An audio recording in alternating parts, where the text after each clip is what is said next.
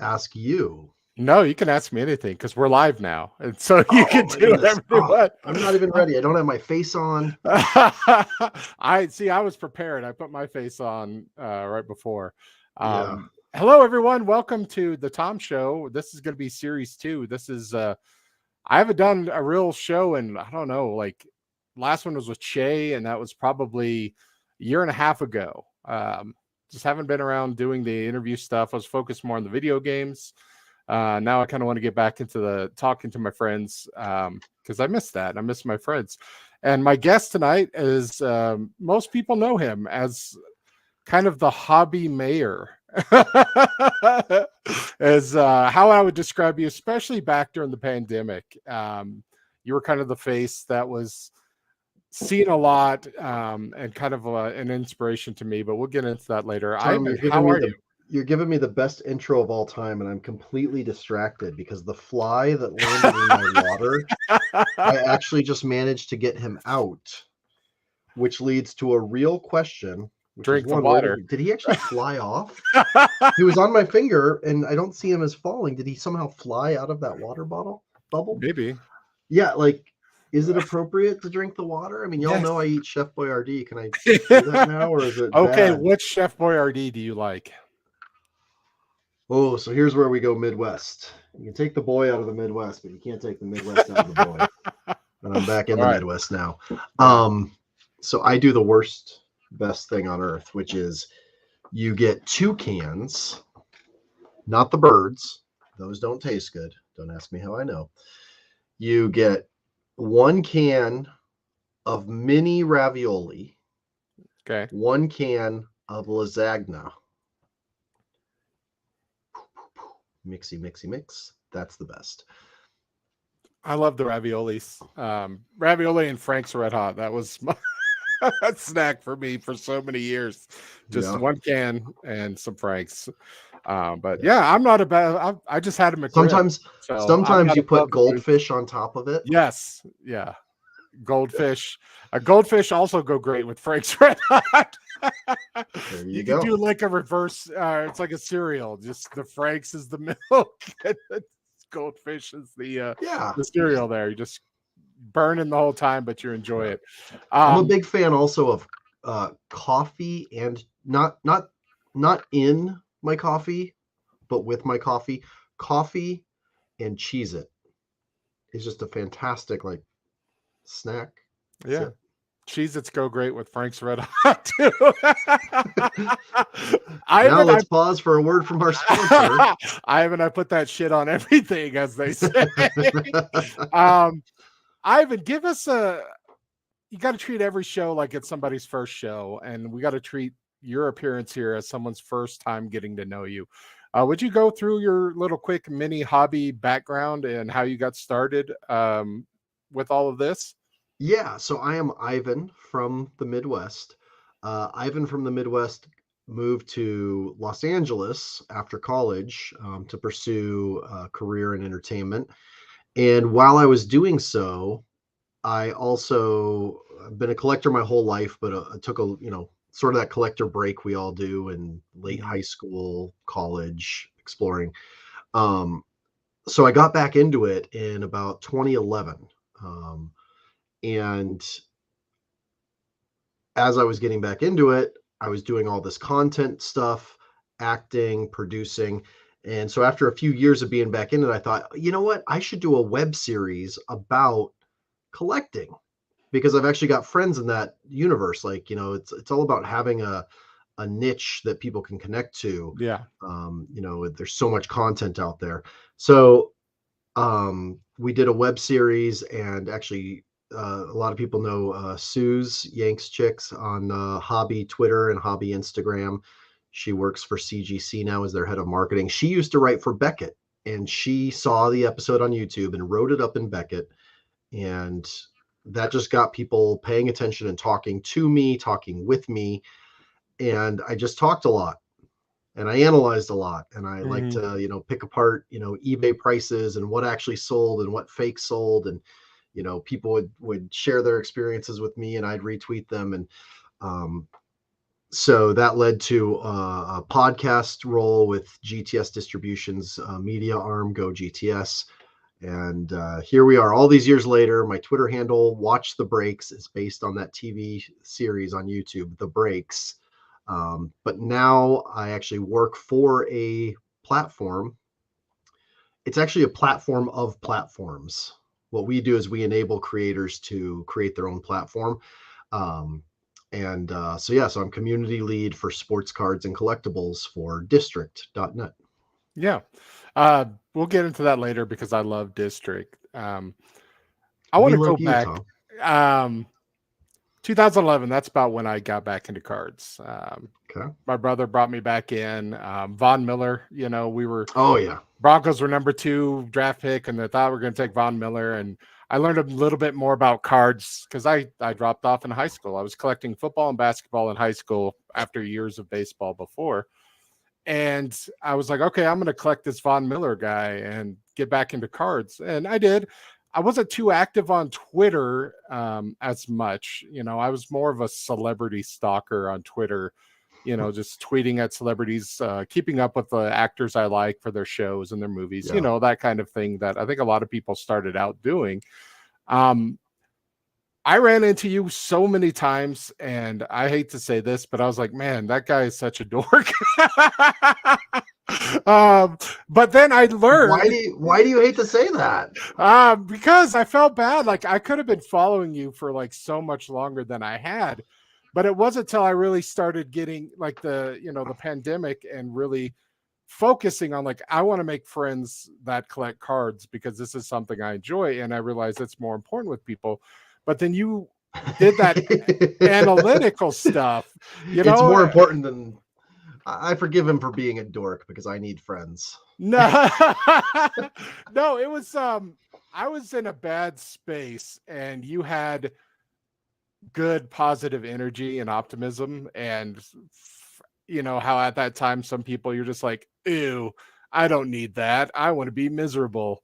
And that's how I was at the time. But then I just started following you more, and your analytical, your willingness to like talk to people and learn from them, and sometimes help them if you could, sometimes direct them to someone else. And that was something that I started really admiring. And I was like, well, if Ivan's doing this, I can also do this. And not to like copy you, but I would see people ask these questions that I asked myself. And I started helping out and talking and explaining what I knew. And that's how like it kind of grew for myself. My account was just like, okay, I saw what Ivan does. And I think most people know, if they don't, that you're a role model and hero for me on the social media platform, because that's how I would like to be. I would like to be a helpful person. I'd like to be someone that people can come to and talk to me about like, hey, how do I do this? How do I comp something? Where do I look? Because those are questions I had, and I had been back in the hobby for 9 years and I was asking those questions, so it's like, you never know everything and you got to keep up. And so I had to get that off my chest. Is like, I always saw you around, and I was just like, never really interacted with you much before the pandemic. But then once that pandemic came, I was like, I need friends. So Ivan, help me out. Well, so it's funny that's what it took for you. I realized I needed friends way back. And so that's why that was me. Like, I need friends now. It's a normal world and I can't find friends. Yeah. But that's so you bring up something that I love and that people forget so much, and it's so easy. So I'm going to get real positive guru-y here for a minute. Is this a collectible show? I didn't even know that. I just came here ready to hang out and talk Chef Boyardee. The Tom show is about my friends. So you are the subject, and whatever you want to talk about, we're getting to know Ivan. We talk back and forth on Twitter with our people, and we think we know them, but I don't, and I'm bad. So I want to invite people onto this show so I can talk to them and get to know more about them. So that's all this is two friends talking about whatever they want, whatever they like. Suze, who you mentioned earlier, we started with sports cards when she was on my show, but then we talked about books for like 66% of the show. And we're both like, we kind of want to do some writing and we love these books and, you know, all this. So it's really just you. You're the subject matter. We do have Nick Hitz here. Hi, Nick. I love to see you. And Matthew S says, wait, you guys have friends? Online friends, not friends in real life. Yeah, that's why we're doing this whole thing, is just friends. We're not in the same room. But sorry to interrupt. I would go ahead and do your guru happy Gilmore guru thing. Well, yeah, so my I don't know about Happy Gilmore guru thing. Happy guru thing though. Yeah, so if you're listening, if it's your first time listening, hit that subscribe button because you're going to want to be around for more of these conversations that Tom has. Very blessed to be here. But so many people say like social media has ruined the world, or the internet has ruined the world, or all these things. And there's psychological principles where we are prone to negativity. I can post a YouTube video. Please don't test. Actually, test this one way. We need 10 people to say something positive down here in the comments. One person says something negative. You get, awesome job. Hey, this was so great. Man, that conversation was cool. Tom, I really love your hat. Then one person says, these guys are two dorks talking about dorks. Do they even know what dork means? It means a whale's penis. What a bunch of dorks. Only a dork would know that. How could you even pull that out, you dork? And all of a sudden we fixate on, man, we shouldn't have talked about that. We shouldn't have done that. Oh man, this one, you gloss over the people that just say awesome or give you a heart or support you. And that one jerk sticks out. I'll give you a prime example of me seeing this in real life. Everybody, I guarantee everybody, this is an absolute statement, says LA drivers are terrible. Yeah. And a lot of people say LA people are terrible. Well, so check this. So one morning, living in Los Angeles, I'm driving downtown during rush hour, which is actually the right way you want to go from the west side. You want to go from the west side to downtown in the morning, not the opposite. So I'm stopped at a light. There's people going the opposite direction, and then there's people going the two perpendicular directions. That's 90 degrees. That's crossways, for those of you that can't remember ninth grade geometry. I have to hit myself a few times to remember. So there's no left turn between 7 and 9 a.m. because of the amount of traffic. One idiot decides they want to turn left. There's 25 cars on my side, 25 cars that are going to be coming through the intersection on the other side, 20 cars, 25 cars that are parked over here, or not parked, but, you know, standing at the red, 25 over here. One idiot tries to turn left. Horns start honking, people start swerving and having all these issues, and everybody, 99 people, because one person is not affected by it at all, the jerk usually. 99 other people, LA drivers are idiots. LA drivers are terrible. People are so selfish in this city. Well, yeah, you didn't talk to the 99 regular, normal people that are also trying to treat society right, trying to do right, trying to not make a fuss, not turning left, driving straight.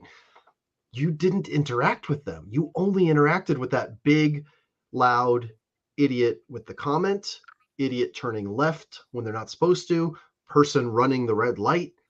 100 people went through that intersection. One idiot made it bad for all of them. That's something that I struggle with, because my wife will say, you hate that person that cut you off, and all you're going to do is make yourself miserable. They don't care. They don't hear you swearing. They don't hear you or see you flipping them off. All you're doing is putting your negative energy on you, and they're going to live their life just fine. Like, I can't punish them how I want to punish them. Like, hey, you're a jerk for doing that. That's not going to happen. So you're right. It's those situations where, yes, we could see one negative comment, and I've asked you for a lot of help with this before, is because I struggle with that, you know, and low self-esteem. You see that stuff and it just reinforces your bad behaviors. But it's just kind of like, okay, shove that off and just really focus on the people that are like, Nick, and Matthew and all the good people that are like, love you, Tom. And oh, ha ha ha, my stupid post. If I get one laugh, that's all I need. Because I know I made myself laugh. So that's two people laughing. That makes something funny. Nice. I love it.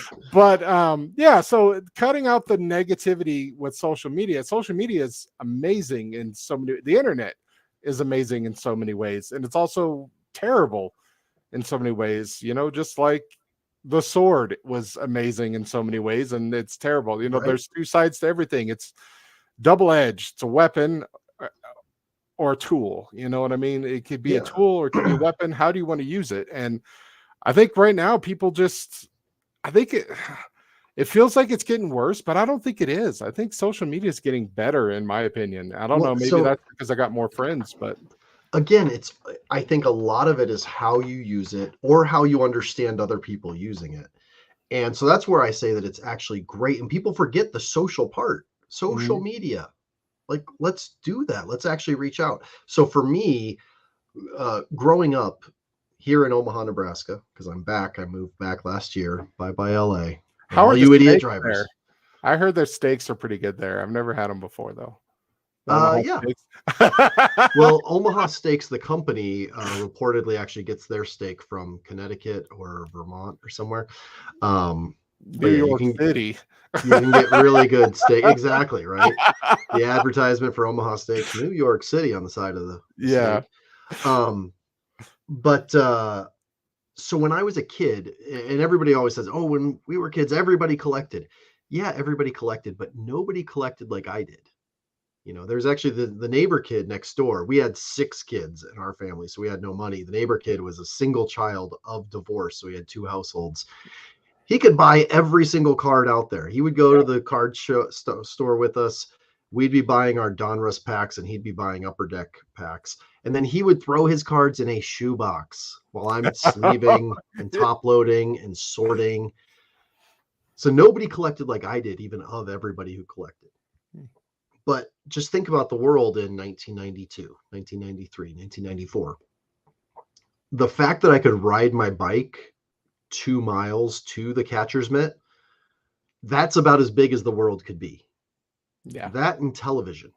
So all of a sudden, fast forward, 20 years, I'm back into collecting, and I have the internet and I have Twitter, and I get on there, and the first thing I see is people who know more than me about cards, people who care more than me about cards, people who have deep-rooted passions. It's so funny. Some people say, why do you care so much about this? Like, it's just cards.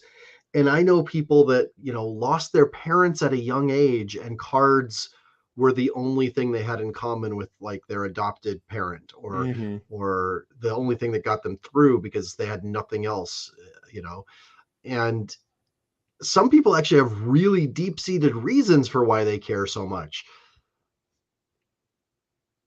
It's one of the funniest things to me is people yelling, hey, be more empathetic, when they're not being empathetic at all, or asking where someone's coming from with something. Like, think about that. But that's I've just way complicated it. All that to say, on the internet, I found people who were smarter than me, who knew more than me, who I could learn from. And so that's the community side, is like, yeah, seek that out. And also people with different opinions. Nothing excites me more than somebody that actually disagrees with me. Yeah. Because it's a chance to learn. It's boring as heck if everybody agreed with me. So one thing I've always tried to do is, as long as it's not like, there's some people that are just being mean, that's different. But somebody says, if I say something and someone completely disagrees with me, I'll still retweet it.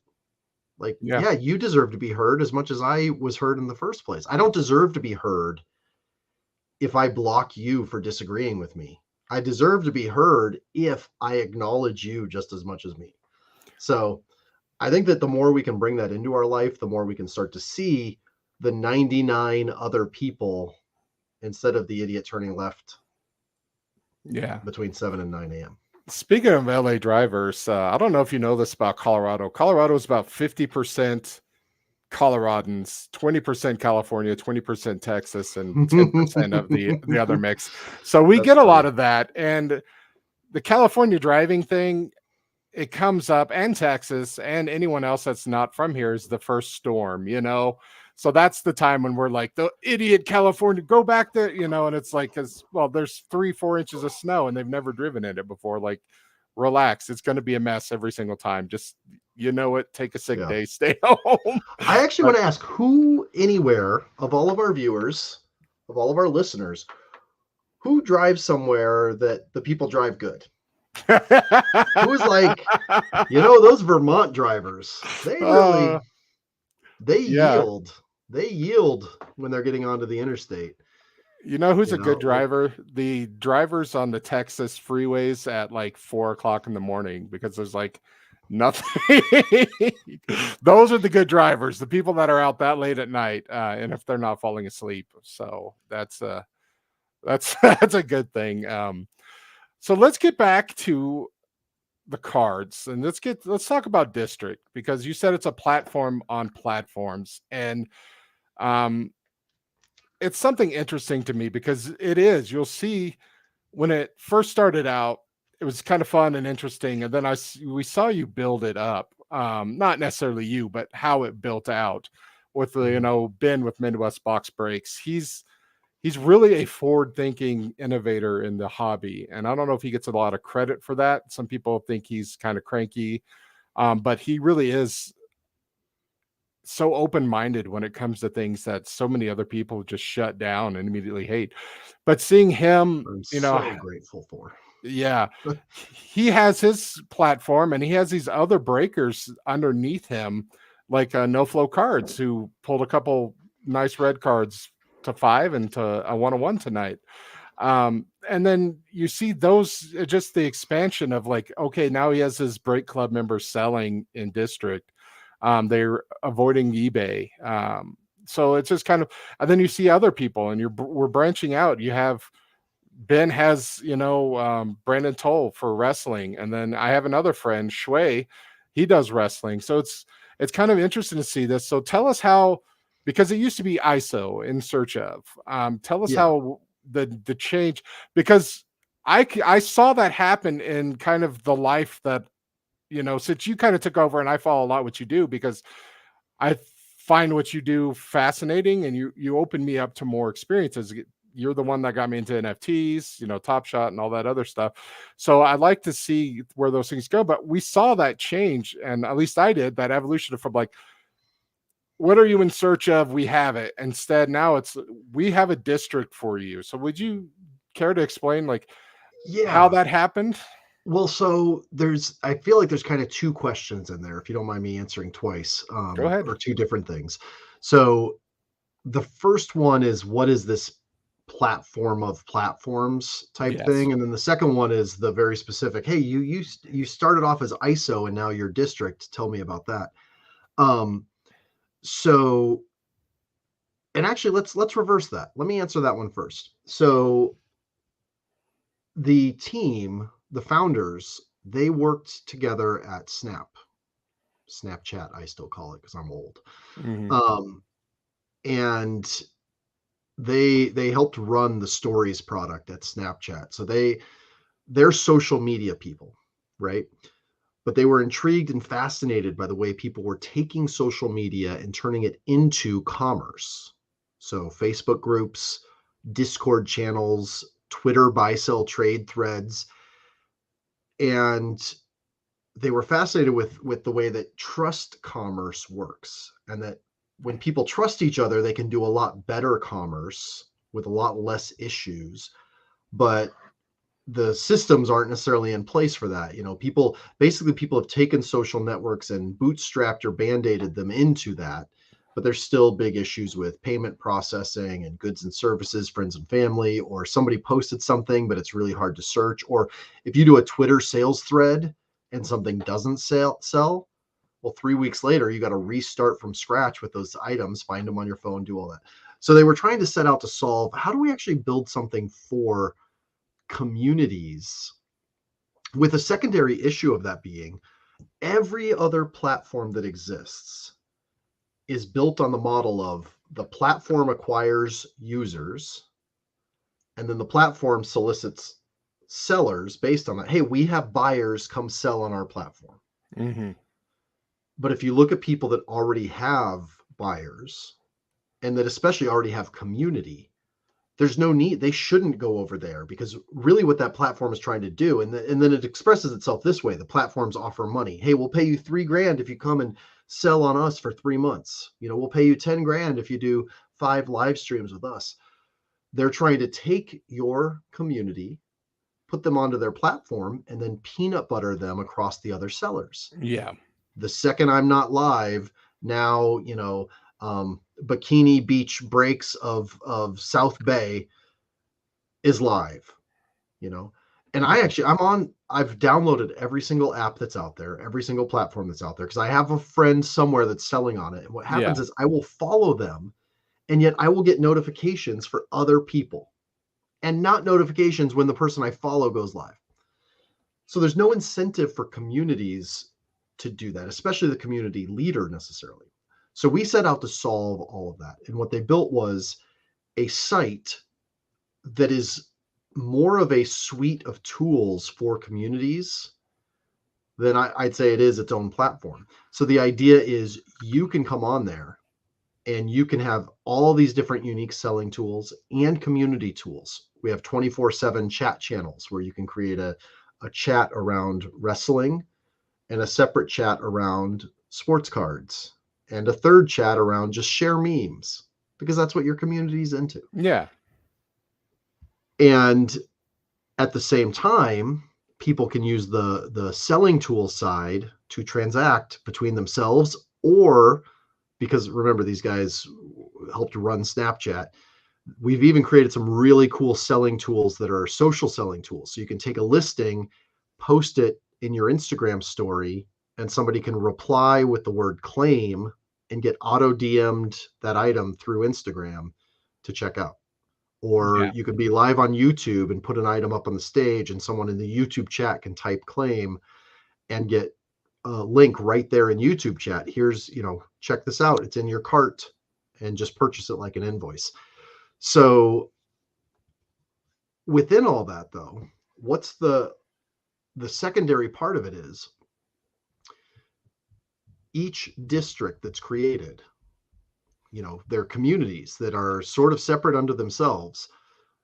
Districts kind of like the pipes between them, but in your district, it's pretty autonomous, and you can own that district because you're doing a lot of work building it up, bringing the audience members, bringing the community, getting the chat started. Well, you can enable people to sell inside there, and now it becomes its own platform. Mm-hmm. So Midwest Box Breaks, as an example, it's not just that he goes live, 2 days a week, but he has a family. And for those of you that have never done a break, it's a crap ton of work when you're not live. The sorting, the shipping. Yes. Yeah. You get 5 packages out and then find one card that was supposed to be in one of those packages. And if you're doing it at the volume that Midwest is doing or NoFlow is doing, like the job is that 4 hours of breaking, I've estimated, is about 10 hours of post breaking. Yeah. So Ben doesn't want to break 7 nights a week, but he also knows that if he's not, his community members, if he's not live on Tuesday, well, if they want to buy something, they're going to go download those other apps. Mm-hmm. They're going to be bouncing around. And then on those apps, we know how they're designed. Swipe left, swipe right, spin the wheel, do this, do that. Next thing you know, whoa, poof, Ben's live on Wednesday and his community is out of money. Mm-hmm. So he is instead able to bring trusted people in, like NoFlow, like Brandon Toll, Zebra. Referee Brandon Toll goes by Zebra Breaks because Zebra ref stripes. He's able to bring in a soccer breaker to meet those demands so that his community now has their own full ecosystem. And, it's not about measuring or being better than or anything like that. I just find it really interesting. We've seen a lot of platforms spring up during the pandemic. Mm-hmm. And Ben's platform, and he's very transparent about these numbers. He posts them, which is why I can say them. Ben's platform has done more than some of the platforms that you see at the National with booths and $25 referral credits. He's created an ecosystem where he can support a full-fledged community, and people don't need to go onto other apps. They don't need to be subjected to that. And then they can hit something and list it themselves, and they can earn rewards for different engagements. They can chat, they can have a home. It's really, that's what it is. It's your own platform. And so separate from that, we actually have antique sellers and antique communities, I should say, because that's what it's so much more than just selling. Mm-hmm. That have created their communities there. And that's been really exciting because we have these chat features. You may be listening and you're like, hey, that sounds like Discord. Well, a little bit. Discord is really great for chat and for communities. Discord is also a little off-putting for some older people, some less technically challenged people. I even hear from a lot of people, oh, it's dark, it's dreary. I don't like it. I like it to game. That's about it. If I don't like the community for Discord, I like, hey, we're going to do these guild activities and these games, or hey, anybody want to play this? You got your voice chat. You can watch your friends play games. I like that. I don't like the other, like you said, it is dark. It is kind of cold. It's not as it's not like old forums, like that's what I grew up with in like the early 2000s. You'd have forums, so you could just go back to the same posts and keep the discussion going.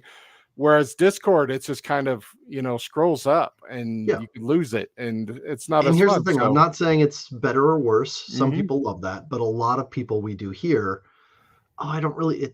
It's not warm to me. Well, we have these groups, these communities that skew a little bit older, but are loving the version of chat that we have, because they're never going to download another app. And ours is actually, you can access it on the web, district.net. You don't need to download an app. You don't need like all of that to come in and chat about what you love. So it's been really cool seeing that expansion, because that's the vision, is anybody that has a community like can spin up there. I really want to see local communities spin up. Like, I'm in a Buy Nothing group on Facebook. I want to see that on District, where it's, hey, here's what's in the neighborhood, and the people that are there are local, and nobody's even selling anything. They're just using it as their community vehicle. Yeah. So that brings me back to question number one, which is, hey, you started as ISO, in search of, now your District. Well, we always had that community mindset. That's why when I first heard about it, I left my first meeting with one of the founders. I came home and I was like, this is bigger than just me testing it. I got to find out how to be a voice for this, and how I can actually spread this to other creators and other community builders. It's always been community first, but just from a tech standpoint, we had to build the commerce backbone. So we got a long ways into that, and we started to realize there's actually been 1 million softwares in the last 25 years, if you realize the internet's that old now, that have been called ISO.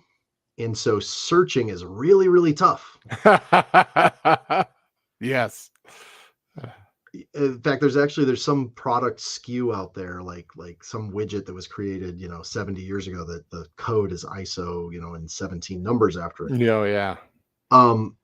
So that combined with, well, ISO is still very in search of, like, that's fun, that's cool. Like, let me find what I'm in search of, but it's still transactional at its core.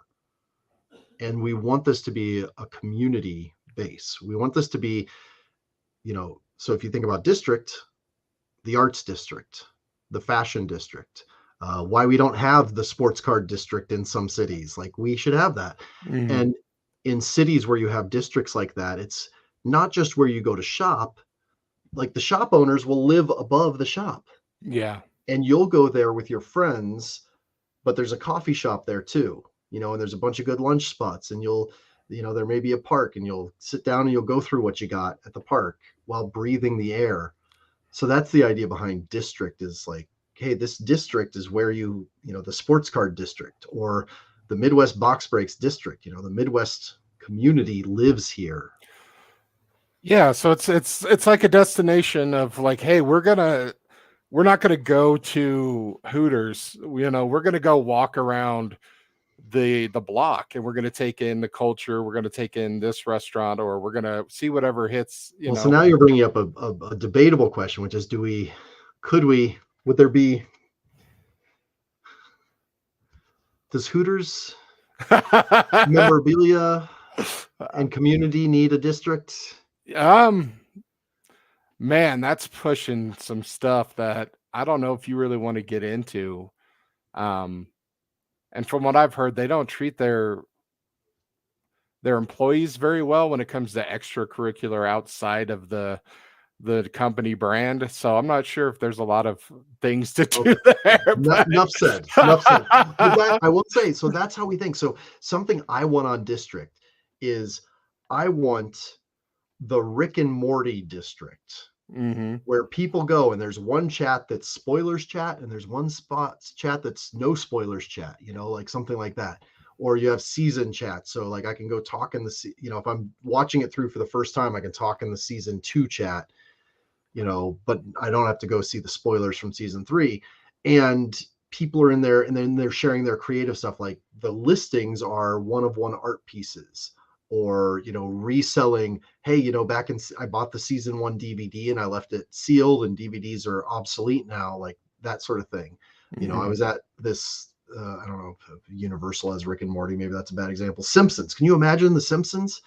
Like, I want them to be organized around passions and hobbies. You know what I really want? I want a Homestar Runner district. If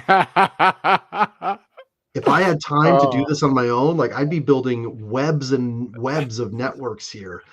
Yeah, but no, that's awesome.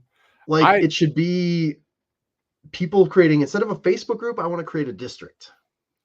Yeah, Facebook's terrible, and All Teen Girl Squad, that was my jam. I love that. Strong Bad.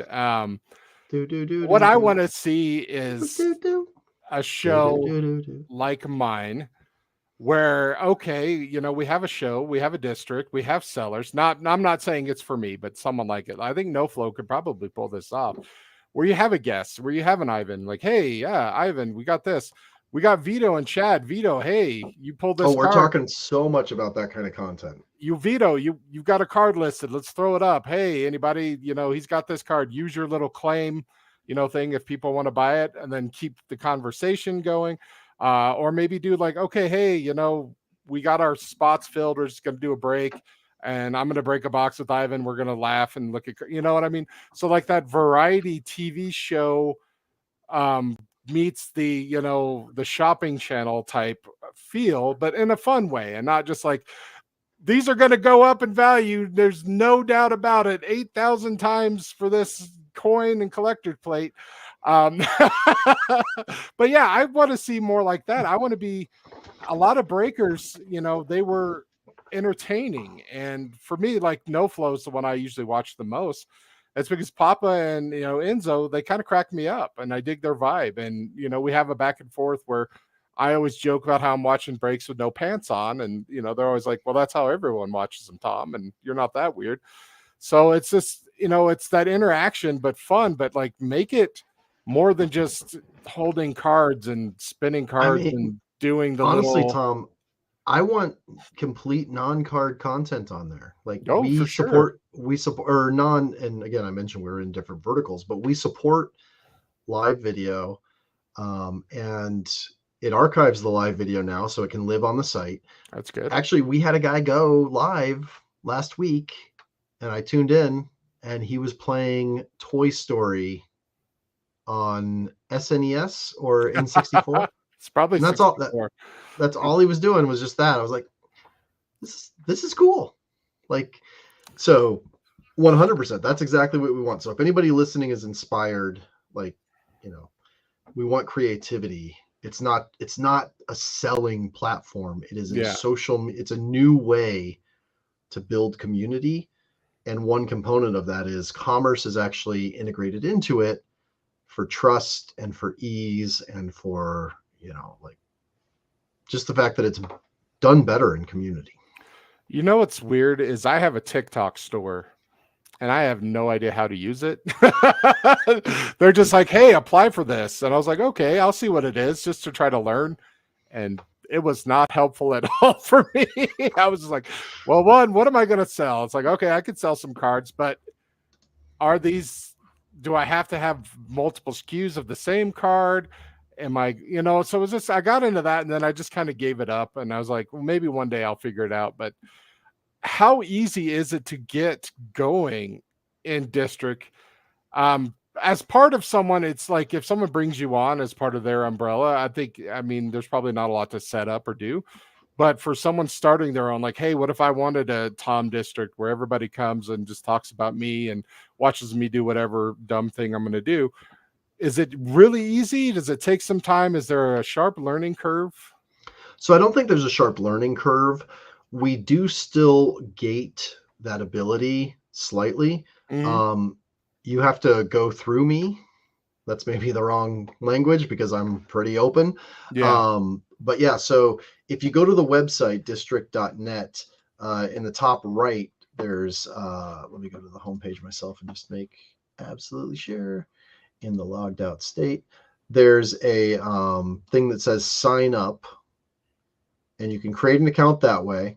Use And then Tom26 as your code for $5 off, by the way. oh, nice. Is that what it is? It's Yeah, Tom 26. Nice. I got it memorized. It's five characters. It's easy. Yeah, and then you can apply to sell in district. If you click the little storefront, it says start a market, and you just go through that and you schedule a little time with me just to like help onboard you, because there is some technical stuff you have to do, but it's pretty easy. Like it's all plug and play. Like you don't have to figure out code or how to move stuff around. You just got to tell me like, hey, here's what I want, and we'll build it for you right then and there. So yeah, we're more than happy to do that. I would say just the thing to keep in mind is it is work building a community. Oh, for sure. And some people, like, there's some really great sellers out there that benefit from being in a community instead of building their own. Like, are you really great at the photography and the listings and finding and sourcing stuff? So again, we're more and more into like antiques and thrifters and people like that, that have this really cool ability to source stuff. Do you also want to stop and spend the time, or is that actually a really good pairing when you find somebody trusted and they say, hey, you're great at selling, your stuff is high quality, I'm great at talking to people and bringing people in here, let's pair up like that.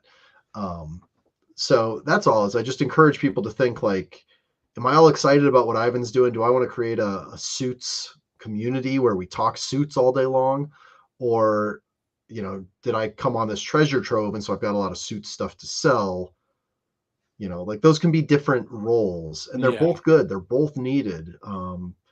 It's funny, you mentioned something about somebody earlier being, maybe you heard somebody say they're grumpy. Well, half the time, some of the things that bug me about the way that some people do stuff is also why they're so successful at what they do. And there's a reason that I do what I do instead of what they do. Yeah. Because I'm, I'll even take this as an example. Getting back to cards, I have been in a sports card shop while a person ripped box after box of duds, and the sports card shop owner has to sit there and act like it's good, or get them to buy more. And Yeah. I don't know, maybe you only know me from my tweets and you don't believe this or don't know this about me. I could not do that. I could not do that. No. At all. Like I've sold some boxes with some crazy hits in them, and people are always like, oh man, don't you feel bad you sold that? You should have ripped it. And I'm like, no, I'm so glad not only that I sold it, but that they hit something good. Because if I sold an F1 box for $1,800, and the guy pulled a Max Verstappen auto. This was the first F1 Yeah, Chrome the good 2020. ones. Yeah. So he pulls a $5,000 or $6,000 Max Verstappen auto out of it. And people are like, "Oh, don't you feel bad?" And I'm like, "No, I feel relieved because I felt bad selling that box for $1,800." Like, Yeah. See, I it's think so that's much what better if we both win. But like you need some of the other if you're actually running a shop, because people are going to be standing there right in front of you, my not hitting face. that out of their boxes. They would see it in my face right away, and I'd be like, "I'm so sorry." Yeah. I remember people. I mean, this was in 2012 when National Treasures was only like a $300 box, and they're Yeah. busting it I open, remember that. and I think it was like Ryan Mallett, rest in peace, was like his pull, and Mm, they're like, "Oh, it's a quarterback. That's pretty cool," and I'm just like, that's $300 you just set on fire, man. Like, holy cow. I was like, and I felt bad for the guy. But that's the thing. You had a price. Like for me to move this box comfortably, I need $1,800. mhm.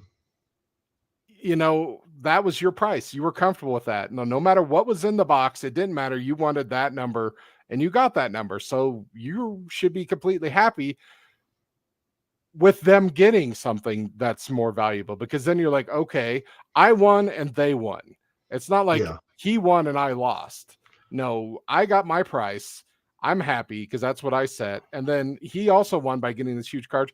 And then I win too because, I'm excited, and, you get to have that little, good back and forth with people. And, you get, hey, Ivan sold me this box. It's amazing. You're like, oh, I'm so happy, and you get to see that fun community aspect of it. So, it's kind of nice. People are quick to assign wins and losses to transactions in our Mhm. community. And it's just kind of weird. It's like, if you give away a pack or you sell something, that's the value. That's what you're okay with.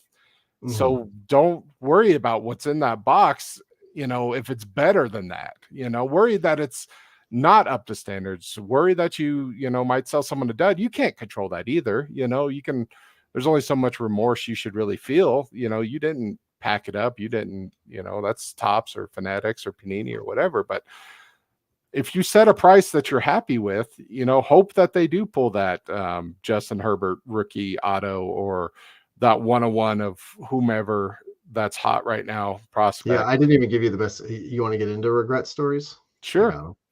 So that was the best example of like how much I made on a box. I didn't tell you about the $800 box of the same product I sold that had a Lewis Hamilton 1 of 1 superfractor in it. Oh man, that's awesome. But yeah. But no, but uh, actually it's funny because I honestly don't regret that one either. mhm. It's just, but it is fun to tell that story and get that Yeah. reaction. But I don't regret it because actually the guy overpaid at the time. That was when boxes were about 500, Hmm. but the guy overpaid because he was purchasing from a different country and it was much harder to get. And it was right during the NFT boom. And so he had a little bit like extra from that.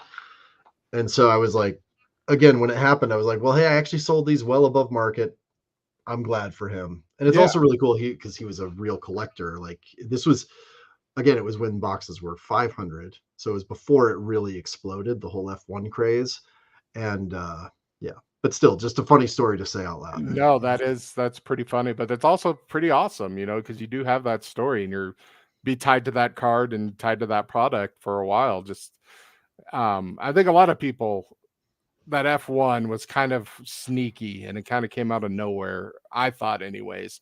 It just kind of built and built up, and then so that brings me to actually what I want to talk about. I have like ADHD when it comes to collecting, and I've kind of noticed that in you.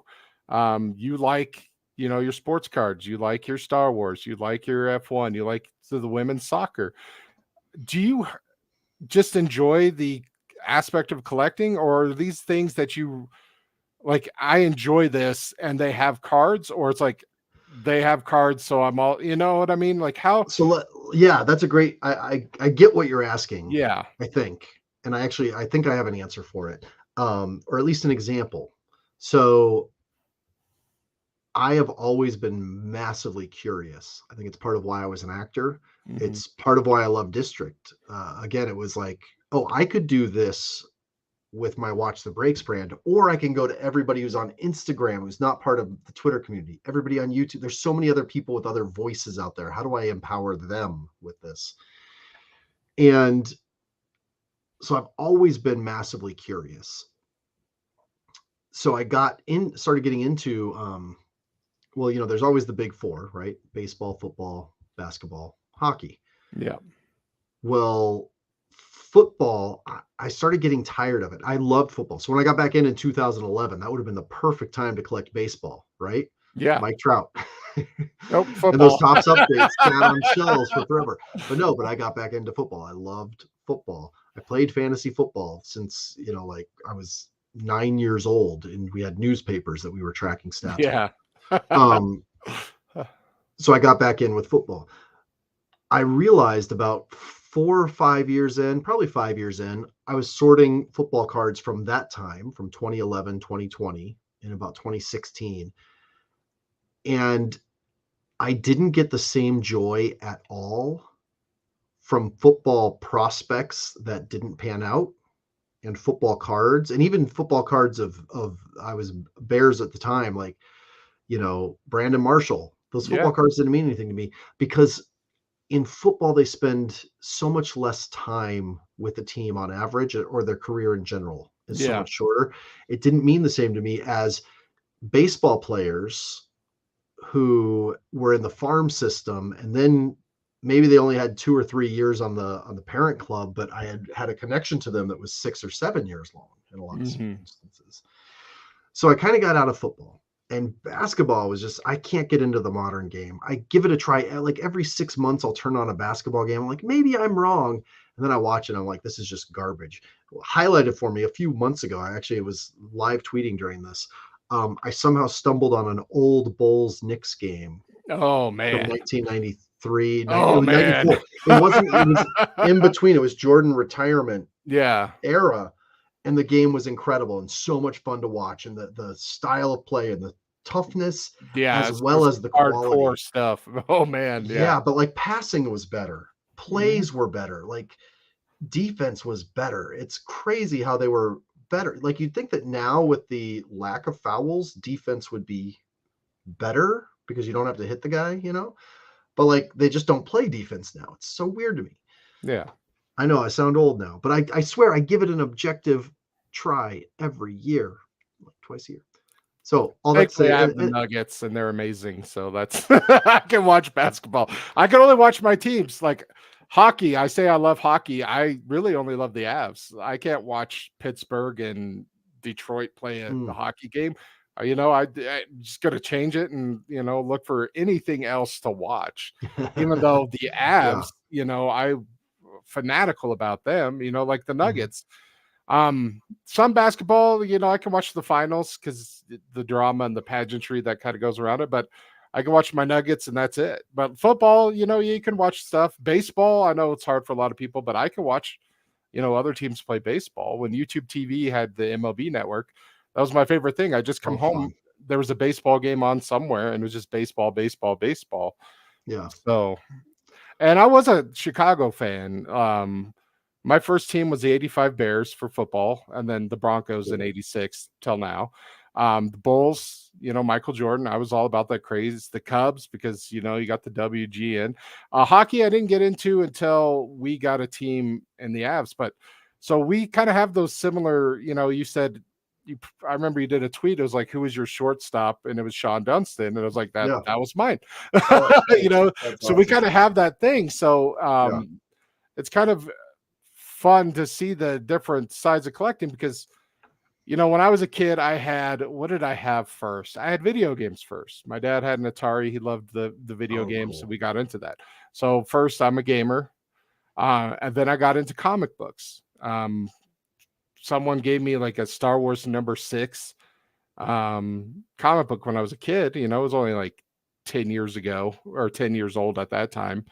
So I was like, that's pretty cool. And I bought some more comic books. And then it became cards, with like the Jose Canseco hype and the 40/40 and all that and the Bash Brothers. So we started collecting cards, and then I went back to video games. Never left, but then it was like, okay, comics. When I was in high school, I switched to comics and all kinds of comics like crazy. So I have these like cycles of what I like to collect and just trying to stay on point for one thing. And that's what I appreciate you when you say like you're kind of like an advocate for these other collectibles, because I think a lot of people, my buddy Tyler, TGN Cards, you know, he's like the non-sports cards thread. He likes autographs of actors, TV shows, movies, and I like all that stuff too. So it's kind of fun to see like how everybody is finding their own little area. And it's not just all like, hey, let's go to Target and wipe the shelves and see what we can do. It's now like that's done. Now people are like, okay, why do I really want to be here? What do I want to collect? What do I like to collect? And we're so that was where I kind of started getting really varied. Was I started getting a little sick of football as a collector, and basketball just wasn't doing it. And even pre-pandemic, those prices and product configurations were starting to shoot up, and the disparity was starting to get bigger between, you know, a hobby box value and price. Yeah. And we got a new soccer team in LA, LAFC. And I happened to have two friends who got to work in prominent positions there. So I was following them from the beginning. And it's not even real soccer to most people. It was MLS. But I was like, hey, this is really fun. And the cards were cheap. So I started getting into soccer because of LAFC and collecting MLS cards in like 2018. So then I was perfectly poised for when the pandemic hit and soccer collecting started rising. And I'd already started collecting Holland cards and Reina cards because I'd heard their names and started watching them. So that got me into soccer, and I started appreciating the sport. And I think that a big thing for the sport's growth, you know, I'm old enough that I was there when MLS came out, and people said, look, soccer's going to explode in the US. And it felt really slow for a really long time, even with that. Like I wasn't following it. Well, we were beholden to broadcast TV, which even though at that point it was 40 channels instead of 10 channels, like when I was first a kid, you know, even ESPN radio, for example, in the 2000s, it was still like you could only have one story at a time. And just in the last 5 or 6 years of the world, have we suddenly gotten a la carte whatever we want. If I want, I can find soccer. I don't have to wake up at 2 a.m. to watch the replay on ESPN. I can actually find it live on Paramount in the middle of the day. I can see my team play wherever they are. And and I don't have to ESPN. It's not, oh, well, ESPN radio or Fox radio when I'm driving. It's, oh, I have iHeartRadio. I can find whatever channel I want. I can find a soccer podcast and listen to a soccer podcast. You didn't have that even 10 years ago when you were in your car. So the access to those things, and that's actually a big part of the F1 story. F1's media rights were owned by the same family for like 50 years. And part of how I got into it was one of my friends in LA told me in summer of 2020, he said, hey, I don't know if you know this, but there was this family that controlled the media rights, and they finally sold to a conglomerate. And for better or for worse, conglomerates are going to milk things. They signed this deal with Netflix. There's a show on Netflix. Watch season 1 of it. Oh, they signed a deal with Topps. There's going to be trading cards in 6 months. So when they first released the first set of trading cards, like I pre-ordered boxes because I knew that, you know, it's like, hey, this is new, this is exciting and fun, and started getting into it. So I think that the access to those things is why it's a lot easier now to be into soccer.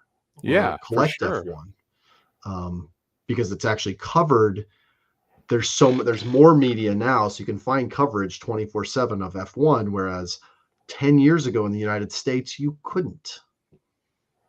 It's true. I remember, didn't Formula One and IndyCar, didn't they have a big split a long time ago? Were they the same thing, or were they always different? Part of me does not really. I'm not a big open wheel guy. I grew up in NASCAR because we're rednecks and hillbillies, but Mhm. I remember there was a big split at the time in IndyCar, and yeah, it doesn't matter. Even that though, like Yeah, NASCAR, like you know, it might have been NASCAR if it hadn't been soccer because of those connections. Because it's just like I couldn't afford to collect baseball, football, or basketball anymore. I needed to collect something else. And yeah, NASCAR cards are actually really cheap yeah, relative to the collectability. I think if you're a fan, yeah, cool cards, cool patches. yeah. The fire suits are really nice. Someone was saying like there's a case of blasters for NASCAR that someone was selling online. One of the big retailers. It's like $100 for like a case of blasters or something. I don't Yeah, know. how It's much kind of fun is crazy. that? It's a lot of fun. That surprised me because one time, the Earnhardt to Dale Earnhardt Jr., transition for a lot of people my age. I looked up a Dale Earnhardt Jr. auto one time and I looked at it and it was like 30 or $40. And I was like, shouldn't that be like a $300-400 card? You know what I mean? Like just comparing it to other sports, like he was the name of names for the longest time. He wasn't the best by any means, but marketable in the name. And I was just like, this is insane that it was that low, and I don't know what it is now, but I was just so shocked at Are you how talking low. about junior or Junior, senior? Dale Earnhardt Jr. Yeah, you can get a National Treasures 2020 for $40 right now. Yeah. And that's just insane to me. Like he was the biggest thing. His dad died, the hype, the commercials, Daytona win, all of that. It's like the Mike Trout of NASCAR, and you're just like, wow, a National Treasures for $40. Yeah. But that said, that can be a lot more fun to rip if you're a fan of that. Oh, Um, absolutely. yeah. It's So there's those things that yeah, Matthew S says the guys that seem to have any value are Gordon and Petty. Yeah, I could see that. But that's still mind blowing to me. Yeah, Gordon was amazing and Richard Petty's the old king, but you got these other what we thought were stars, and they are stars, but the card market is just not there. I don't know. I guess rednecks are just bad at collecting. But yeah, Ivan, is there anything else that you got? We've been talking for about an hour now. We can go as long as you want, but been trying to keep them a little bit short the last few yeah, years. no, I mean I think this was really fun. It's fun to hear a bit about you and your journey. Yeah, And like I didn't actually know because we haven't talked like this enough. Because I still yeah, haven't sure. made it to your neck of the Colorado. Hmm. Um, but about the Cubs, like I didn't know that you sort of grew up with them before the Rockies took over there. So that's cool to Yeah, hear.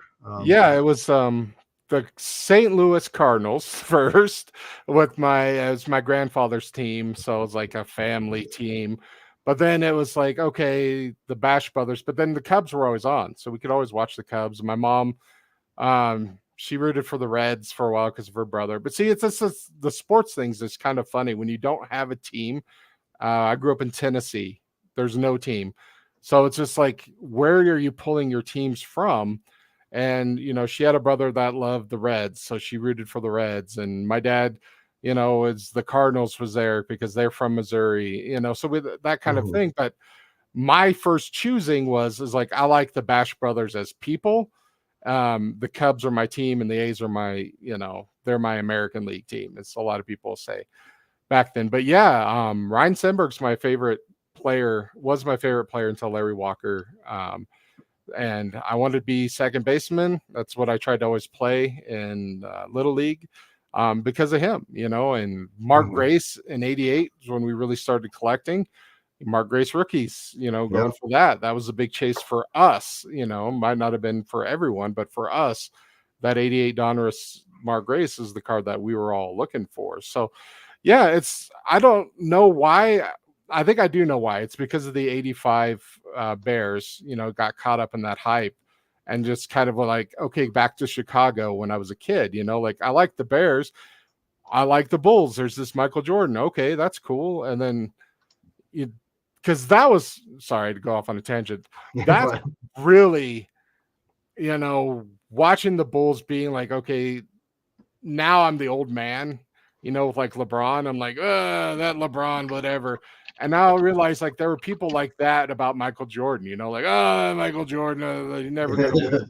And now, but that was me as a kid. Just like I had my Bulls hat and, you know, collecting Michael Jordan cards. They're all gone, lost them all. But, you know, that was just what's fun is your evolution as a sports fan. And now, you know, you say you don't have a connection with the players. And that's why you kind of got out of like the football cards and stuff. Thankfully, I'm just a team guy. So it's like, okay, I just want pictures of guys with Broncos uniforms, and I'm just going to put them in my binder randomly, not organized in any way at all, and just flip through it. And that's how I can collect in a fun way, inexpensively, you know, because no one wants to keep their Rockies base, but they'll be happy to send me 30 Rockies cards for just to cheer me up, you know, and I love it. And it means something to me and it makes them happy. So, yeah. My favorite player is a Rocky. And that's the thing. He's a terrible player now, too. So you take that back. Where's the leave this button? Where's the leave this button? I'm not a fan of I'm not saying I'm not a fan of Chris Bryant. He's very talented, and I had so much fun with that World Series. It was amazing, and I was so happy when that happened. Almost got put in the hospital for eating too much spicy food and drinking too much alcohol. But that was I need to actually get this hung. I can't hold it up all the way because not all of them are stuck in. Yeah. One part I wanted to unstick is the one that I actually peeled the sticky off and stuck. But this needs to get up on the wall. But that moment right there. Yeah. World Series.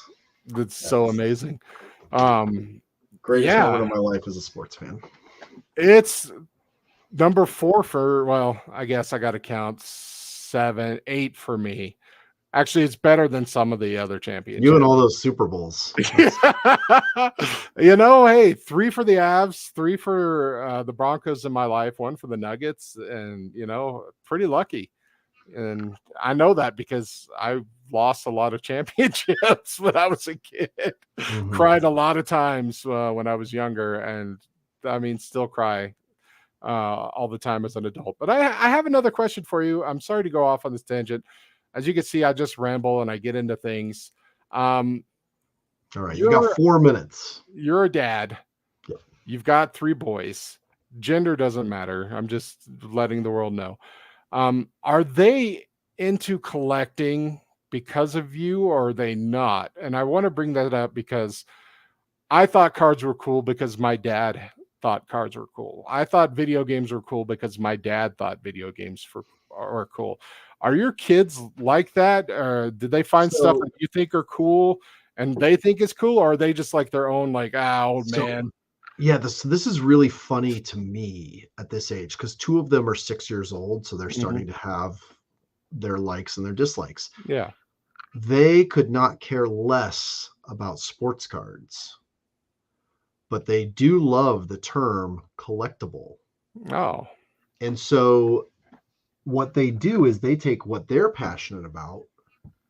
So this, do you recognize this Lego set? No, because I'm blind. Is that, oh yeah. The band, the Cantina scene.